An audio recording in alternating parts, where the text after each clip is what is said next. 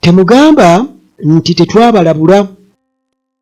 Kakati kuno kulabula okuva eri eggwanga erya Iran era nga kuno bakukoze nga kwe kulinga okusembayo okusinziira ku bo. Bagamba nti bakoze okulabula okusembayo.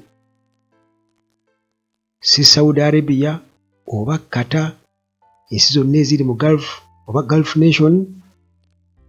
nations bagamba nti zino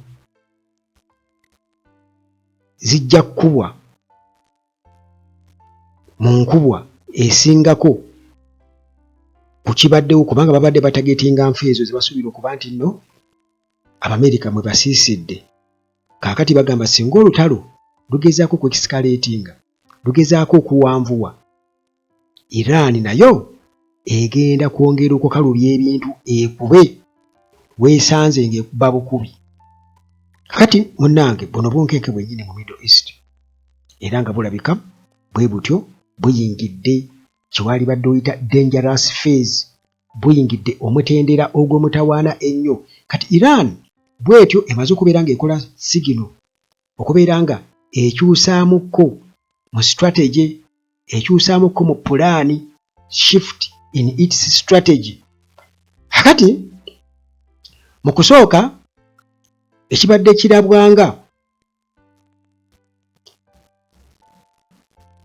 olutalo nga luno mainly luli ku Iran gye bakuba, ne Iran okubeera nga eddiza munywanyi wa US Isirayiri, kwegamba nga olulabo olutalo luli mainly ku Iran, United States ne Isirayiri. Kati essaawa eno lumaze okubeera nga lulaga obubonero nti luyinza okusaasaanira ensi ez'omu Gulf zonna. Iran bwetyo eyisizza okulabula nti singa wabaawo if any ground invasion,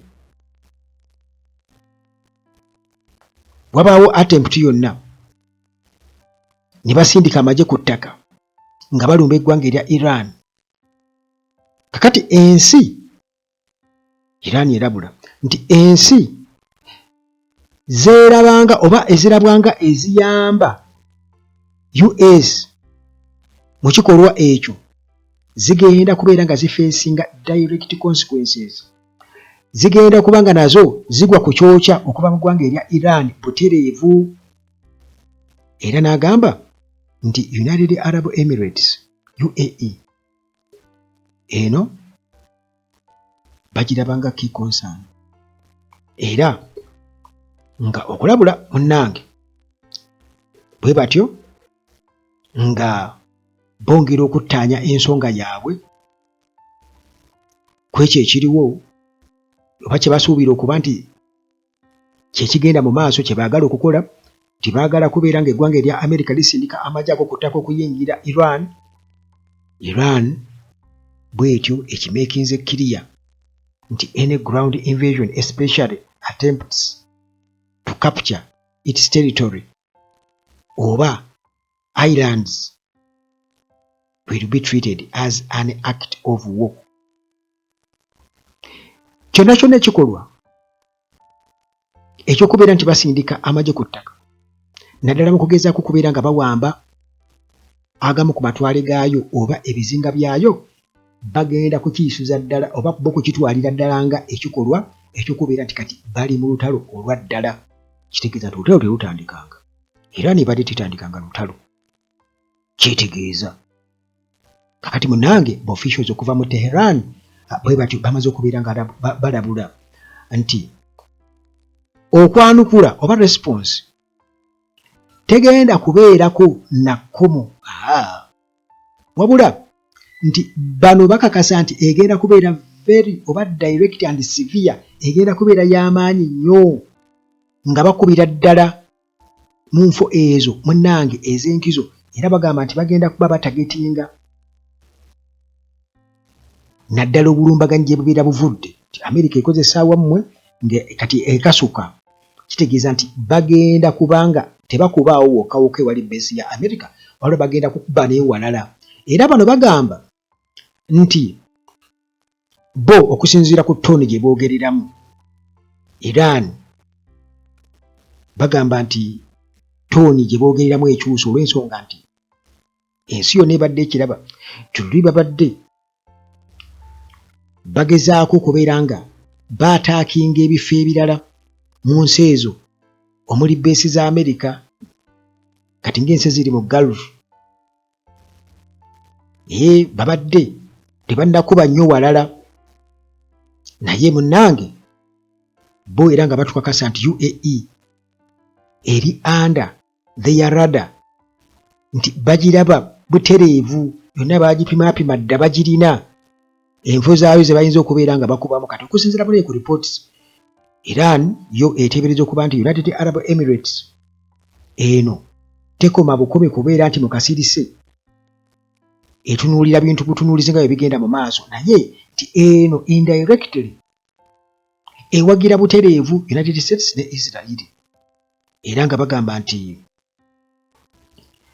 waliwo obujulizi bwe balina nti UAE ekkiriza America okubeera nga ekoze ezimu ku military bases zaayo ne air facilities mu operations zino balina obukakafu kakati bagamba nti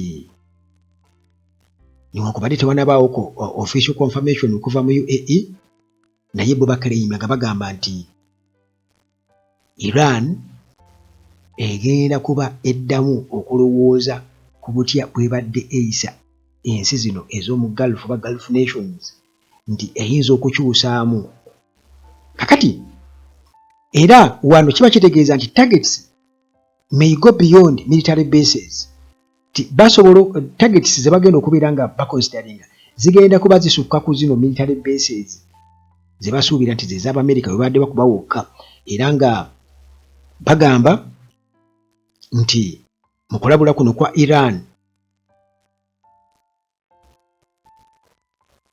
butya bwe bayinza okubeera nga baanukula ba Iran officials bagamba nti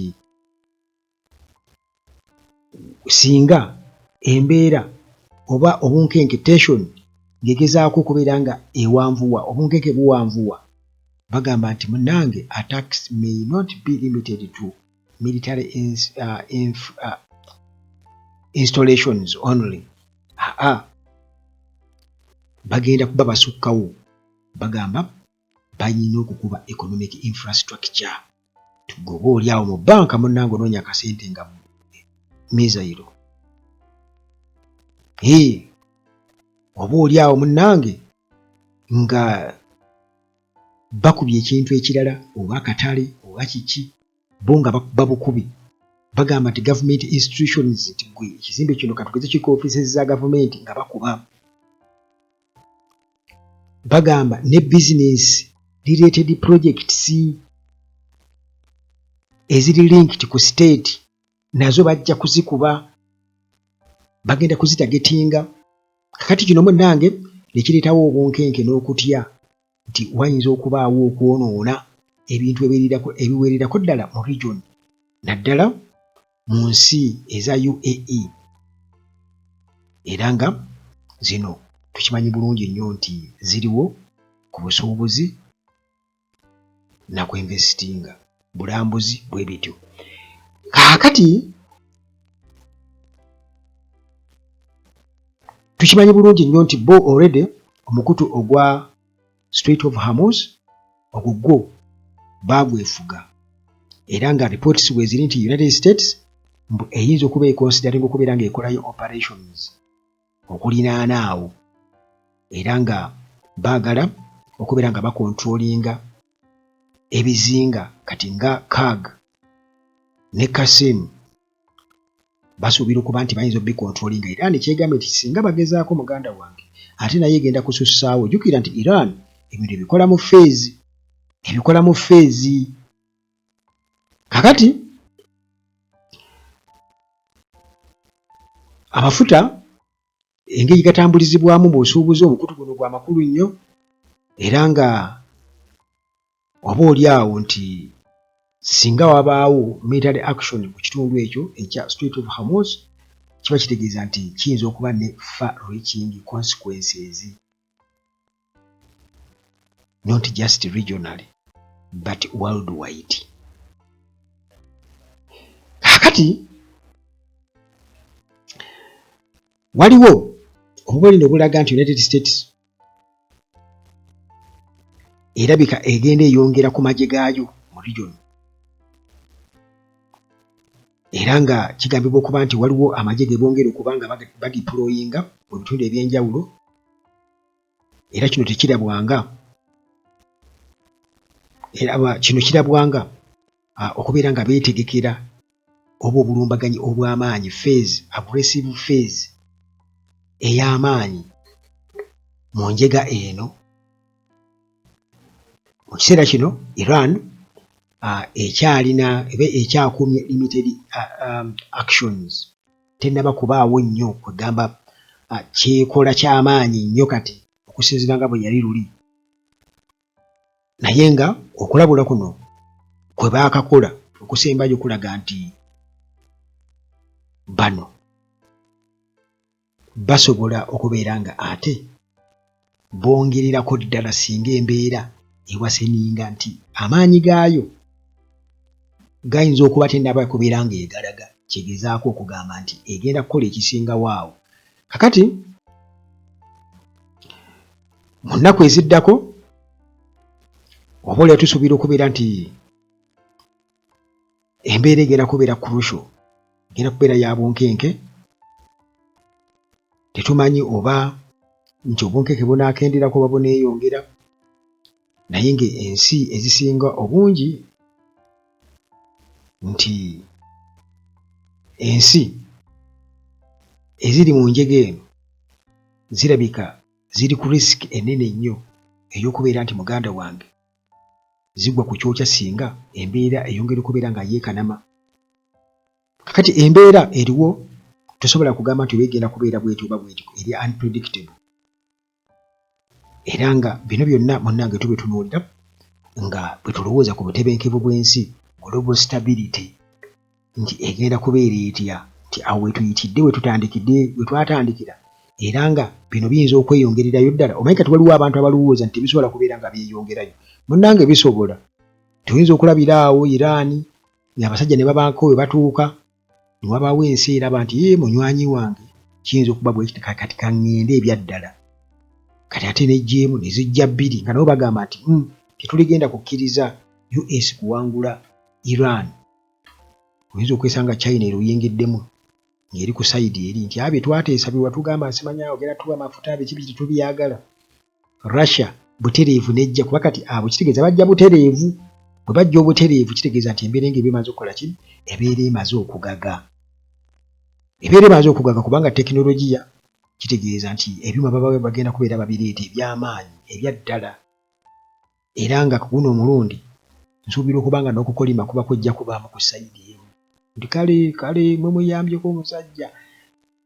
Munnange si byangu bagamba kaami katono okanyomera mitala wa mugga, ate omuntu bw'omulumba ewuwe n'akukubirayo era sitiiru, oba oyolekedde okubanga era olina okukola ennyo okuba nti owangulirayo, kubanga ate waalivaayo ng'oswalidde ddala ebyaddala. Kale newankubadde Amerika yo erangirira victory, naye amaanyi ge baalaze mu kkuba ennyonyi za Amerika ate nga kibadde tekibangawo, kitegeeza nti baagenze okulaba nga kisusse, kati batuuse n'okubeera nti beewaana nti bawambye obwengula bwaffe katubalageko ne bakuba. Kakati munnange ebintu si byangu, bizibuzibu, era tetuyinza kumanya wa gye biraga. Tetusobola predictinga kubanga bikyalimu nko kwegamba embeera ey'okwetegereza.